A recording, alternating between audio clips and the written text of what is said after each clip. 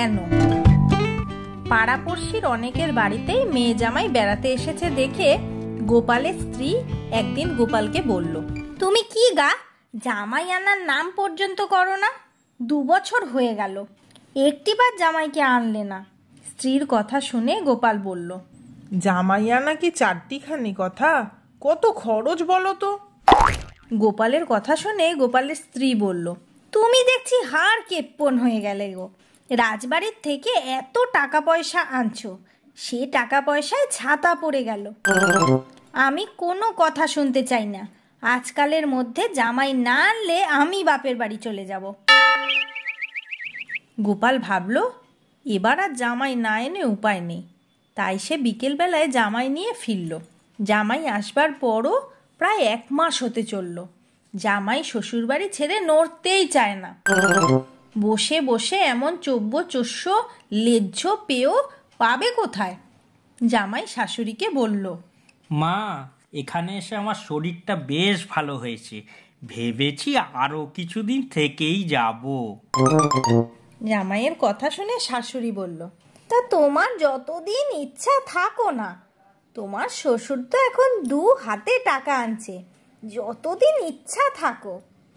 শাশুড়ি ও জামাইয়ের কথোপকথন শুনে গোপাল মনে মনে প্রমাদ করল, না, আর নয়।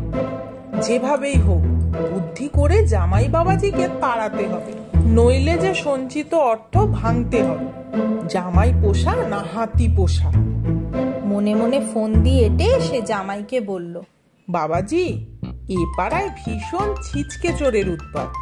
এই যে দেখছো লেবু গাছটা, এতে হাজার হাজার লেবু এলেও আমি সময় মতো দেখতে পাইনি। বেচলেও বেশ পয়সা হতো। তুমি বাবু লেবু গাছটার দিকে একটু নজর রেখো। সব সময় নজর রাখতে হবে না, বিশেষ করে সন্ধ্যের পরে একটু নজর রেখো। বাতি নিভিয়ে 2-4 দিন গাছের দিকে নজর রাখলে নিশ্চয়ই চোর ধরতে পারবে। শ্বশুরের কথা শুনে জামাই বলল, আপনি কিচ্ছু ভাববেন না, চোর আমি ধরবই।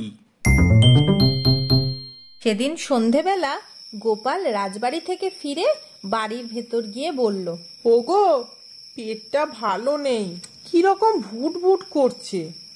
গাছ থেকে 2টো লেবু এনে একটু লেবুর শরবত করে দাও তো।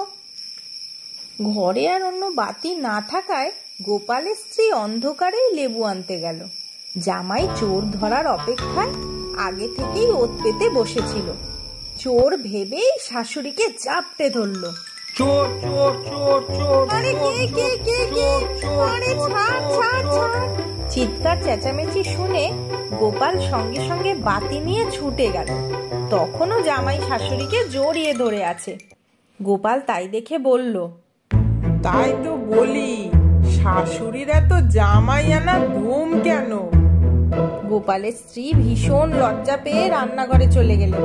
জামাইও ভীষণ লজ্জা পেয়ে রাতের অন্ধকারে শ্বশুরবাড়ি ত্যাগ করলো। গোপাল মনের সুখে বারান্দায় বসে তামাক টানতে লাগলো।